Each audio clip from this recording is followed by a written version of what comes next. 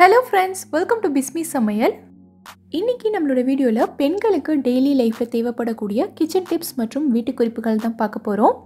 கண்டிப்பாக இந்த வீடியோவில் வரக்கூடிய டிப்ஸ் எல்லாமே ரொம்ப புதுசாகவும் இதை வச்சு நம்ம இப்படி கூட பண்ணலாமான்ற அளவுக்கு ரொம்ப யூஸ்ஃபுல்லாகவும் இருக்கும். ஸோ வீடியோவை ஸ்கிப் பண்ணாமல் பாருங்கள். என்னென்ன டிப்ஸ்ன்னு பார்க்குறதுக்கு முன்னாடி நீங்கள் நம்மளோட வீடியோவை இப்போ தான் ஃபஸ்ட் டைம் பார்க்குறீங்கன்னா நம்மளோட பிஸ்மி சமையலுக்கு சப்ஸ்கிரைப் பண்ணுங்கள். பக்கத்தில் இருக்கக்கூடிய பெல் ஐக்கானை கிளிக் பண்ணி அதில் ஆல் ஆப்ஷனையும் செலக்ட் பண்ணுங்கள். இப்போ நம்ம என்னென்ன டிப்ஸுங்கிறத பார்க்கலாம். நம்ம வீட்டில் இஞ்சி பூண்டு விழுதெல்லாம் பார்த்திங்கன்னா நம்ம அரைச்சி ஸ்டோர் பண்ணி வச்சுருப்போம். இதெல்லாம் நம்ம டெய்லியும் அரைக்க மாட்டோம். 10 நாளைக்கு ஒரு தடவை இல்லை 2 வாரத்துக்கு ஒரு தடவை தான் நம்ம அரைச்சி ஃப்ரிட்ஜில் ஸ்டோர் பண்ணி வச்சுருப்போம். இந்த மாதிரி நம்ம ஸ்டோர் பண்ணி வச்ச இஞ்சி பூண்டு விழுது ஒரு 2-3 நாள் ஆகிட்டாலே பார்த்திங்கன்னா அதோட கலர் ஃபுல்லாக சேஞ்ச் ஆகிட்டு ஒரு மாதிரி க்ரீன் கலரில் ஆயிரும். அது மட்டும் இல்லாமல் அதிலேருந்து ஒரு மாதிரி ஸ்மெல்லும் வர ஆரம்பிச்சிடும். ஸோ இந்த மாதிரி இஞ்சி பூண்டு விழுது கொஞ்சம் கூட கலர் மாறாமல் நம்ம அரைச்சி வச்ச மாதிரி நல்லா ஃப்ரெஷ்ஷாகவும் வாசனையாகவும் இருக்கிறதுக்கு என்ன பண்ணணுங்கிறத பார்க்கலாம். இஞ்சி பூண்டு விழுது அரைக்கும் போது நீங்கள் முக்கியமாக கவனிக்க வேண்டிய விஷயம் என்னென்னா, இதில் நமக்கு சுத்தமாக தண்ணி இருக்கவே கூடாது. ஸோ இஞ்சியும் பூண்டையும் நல்லா கழுவுனதுக்கப்புறமா கம்ப்ளீட்டாக காய விட்டுருங்க. அதுக்கப்புறமா நம்ம அரைச்சிக்கலாம். ஃபஸ்ட்டு நம்ம இஞ்சியை மட்டும் சேர்த்து லைட்டாக பல்ஸ் பண்ணி எடுத்துக்கலாம். அதுக்கப்புறமா நம்ம பூண்டு சேர்த்து அரைச்சிக்கலாம். இஞ்சியும் பூண்டையும் நம்ம ஒன்றாவே சேர்த்துட்டோன்னா பூண்டு சீக்கிரமாக அரைப்பட்டுரும், இஞ்சி அரைப்படாது. ஸோ இந்த மாதிரி நம்ம இஞ்சியை பல்ஸ் பண்ணி எடுத்துகிட்டு பூண்டு சேர்த்தோன்னா நமக்கு அரைக்கிறதுக்கு ஈஸியாக இருக்கும். இப்போ பார்த்திங்கன்னா எல்லாமே இந்த அளவுக்கு நல்லா ஃபைன் பேஸ்ட்டாக அரைப்பட்டுருச்சு. இப்போ தான் நம்ம ஒரு முக்கியமான பொருள் சேர்க்க போகிறோம். என்னென்னா, நான் பாதி அளவுக்கு லெமன் எடுத்திருக்கேன். இந்த லெமனில் இருக்க கொட்டை எல்லாத்தையும் எடுத்துகிட்டு ஜூஸை மட்டும் நம்ம உள்ளே சேர்த்துடலாம். லெமன் ஜூஸ் சேர்த்துட்டு ஒரு தடவை இதை மறுபடியும் நல்லா அரைச்சி எடுத்துக்கலாம். இந்த மாதிரி நம்ம லெமன் ஜூஸ் சேர்த்து அரைக்கிறதுனால இதோட கலர் மாறவே மாறாது. 3 மாதம் ஆனாலும் சரி இந்த இஞ்சி பூண்டு விழுது இதே ஃப்ரெஷ்னஸோடையும் இதே வாசனையோடையும் இருக்கும். கண்டிப்பாக ரொம்ப யூஸ்ஃபுல்லாக இருக்கும்னு நினைக்கிறேன். ட்ரை பண்ணி பாருங்கள்.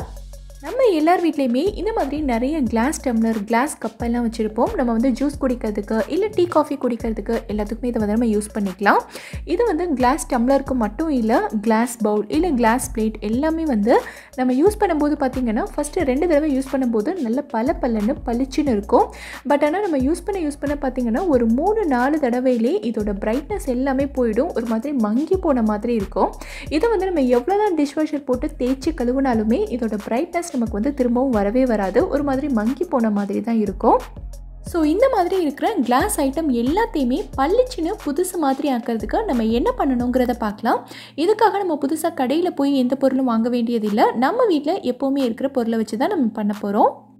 சின்னதாக ஒரு பிளேட்டில் நான் கொஞ்சமாக தூள் உப்பு சேர்த்துக்கிறேன். கல் உப்பு நீங்கள் இதுக்கு யூஸ் பண்ணக்கூடாது, தூள் உப்பு தான் யூஸ் பண்ணணும். கூடவே நம்ம வீட்டில் பாத்திரம் கழுவுறதுக்கு யூஸ் பண்ணுற டிஷ்வாஷிங் லிக்விட் கொஞ்சமாக சேர்த்துக்கலாம். எந்த பிராண்டாக இருந்தாலும் பரவாயில்ல. இதை லைட்டாக மிக்ஸ் பண்ணிவிட்டு நல்ல ஒரு சாஃப்டான ஸ்பாஞ்சில் இதை கொஞ்சமாக எடுத்துகிட்டு நம்ம எப்போ போல் இந்த கிளாஸ் கப்பை நல்லா கழுவி எடுத்துக்கலாம். இந்த மாதிரி கிளாஸ் ஐட்டம் எல்லாம் கழுவும் போது நீங்கள் நல்ல ஒரு சாஃப்டான ஸ்பாஞ்ச் வச்சு தான் தேய்க்கணும். ஹார்டான ஸ்க்ரப்பர் எல்லாம் வச்சு தேய்ச்சிங்கன்னா இதில் நமக்கு ரொம்ப சீக்கிரமாக ஸ்க்ராச்சஸ் விழுந்துடும். ஸோ இந்த மாதிரி நல்லா தேய்ச்சி விட்டுட்டு தண்ணியில் நல்லா அலசி எடுத்துருங்க. எப்போவுமே கிளாஸ் ஐட்டம் கழுவும் போது நீங்கள் இந்த மெத்தடில் ட்ரை பண்ணி பாருங்கள். மங்கலாக இருந்த கிளாஸ் கூட நல்லா பளபளன்னு பளிச்சுன்னு புதுசு மாதிரி வந்துடும். ட்ரை பண்ணி பாருங்கள். இப்போது அடுத்த டிப் என்னங்கிறத பார்க்கலாம். இப்போ நான் சொல்லக்கூடிய டிப் உண்மையிலே ரொம்ப யூஸ்ஃபுல்லான டிப்புன்னு தான் நான் சொல்லுவேன். இதை நான் ட்ரை பண்ணி பார்க்கும்போது எனக்கே ரொம்ப ஆச்சரியமாக இருந்தது. என்னங்கிறத நம்ம இப்போ பார்க்கலாம். இங்கே பார்த்தீங்கன்னா நான் 3 பேட்ரி எடுத்திருக்கேன். 3மே நல்ல ஒர்க் ஆகிற பேட்ரி தான். இது AA பேட்ரி. நான் காட்டும் போதே உங்களுக்கு தெரியும்னு நினைக்கிறேன். கூடவே நான் இன்னொரு பேட்டரியும் எடுத்திருக்கேன். இது கொஞ்சம் சின்ன சைஸ் பேட்ரி, அதாவது AAA பேட்ரி. நான் காட்டுறேன் பாருங்கள்.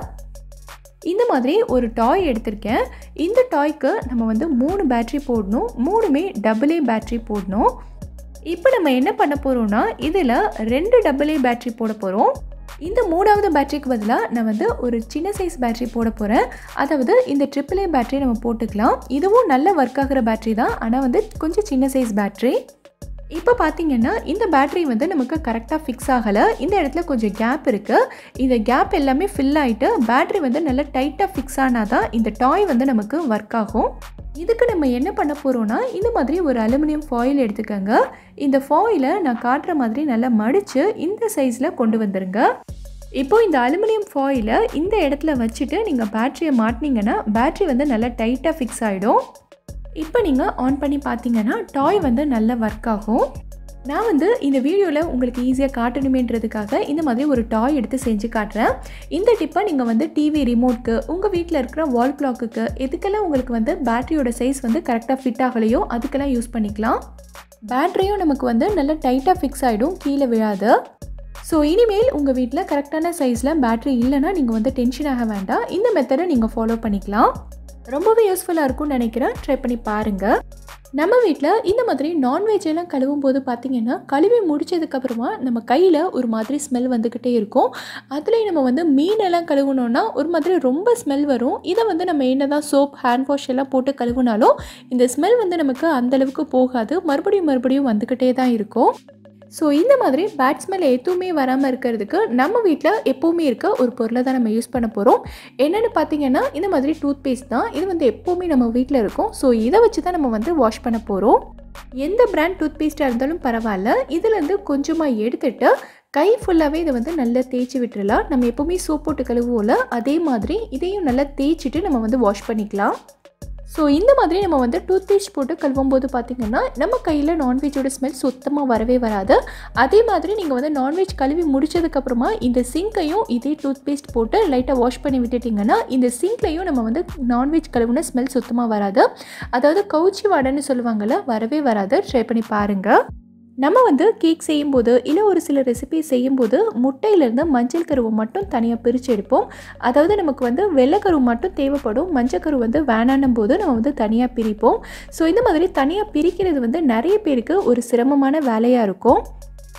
ஸோ இன்றைக்கி நம்ம எந்த கஷ்டமும் இல்லாமல், எந்த வித பதட்டமும் இல்லாமல் ரொம்ப ஒரு ஈஸியான மெத்தடில் ரொம்ப நீட்டாக இதை நம்ம தனியாக பிரித்து எடுக்க போகிறோம். எப்படிங்கிறத பார்க்கலாம்.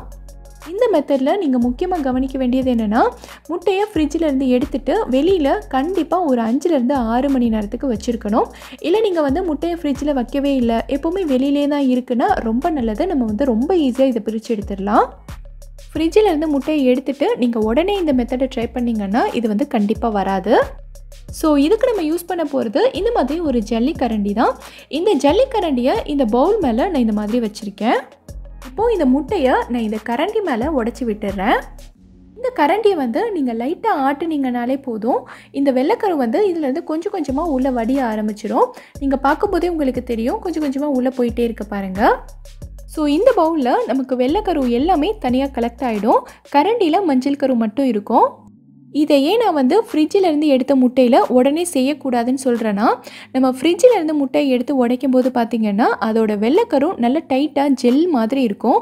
அது வந்து இந்த ஜல்லிக்கரண்டி வழியாக நமக்கு வந்து சரியாக வெளியில் வராது. ஆனால் வெளியில் இருக்க முட்டை வந்து ஒரு மாதிரி நீர்த்து போன மாதிரி இருக்கும் அதோட வெள்ளைக்கரும். ஸோ அதை வந்து இந்த ஜல்லிக்கரண்டி வழியாக நம்ம ஈஸியாக தனியாக பிரித்து எடுத்துடலாம். இந்த மெத்தட் ரொம்பவே யூஸ்ஃபுல்லாக இருக்கும்னு நினைக்கிறேன். ட்ரை பண்ணி பாருங்கள். இந்த வீடியோவில் நான் சொல்லியிருக்க டிப்ஸ் எல்லாமே உங்களுக்கு ரொம்பவே யூஸ்ஃபுல்லாக இருக்கும்னு நினைக்கிறேன். எந்த டிப் உங்களுக்கு ரொம்ப யூஸ்ஃபுல்லாக இருந்ததுங்கிறத கீழே இருக்க கமெண்ட்டில் எனக்கு சொல்லுங்கள். இந்த வீடியோ பிடிச்சிருந்தா லைக் பண்ணுங்கள். உங்கள் ஃப்ரெண்ட்ஸ், உங்கள் ஃபேமிலி மெம்பர்ஸ் கூட இந்த வீடியோவை ஷேர் பண்ணுங்கள். மறக்காமல் நம்ம பிஸ்மி சமையலுக்கு சப்ஸ்கிரைப் பண்ணிவிட்டு பக்கத்தில் இருக்கக்கூடிய பெல் ஐக்கானை கிளிக் பண்ணி அதில் ஆல் ஆப்ஷனையும் செலக்ட் பண்ணுங்கள். தேங்க்யூ.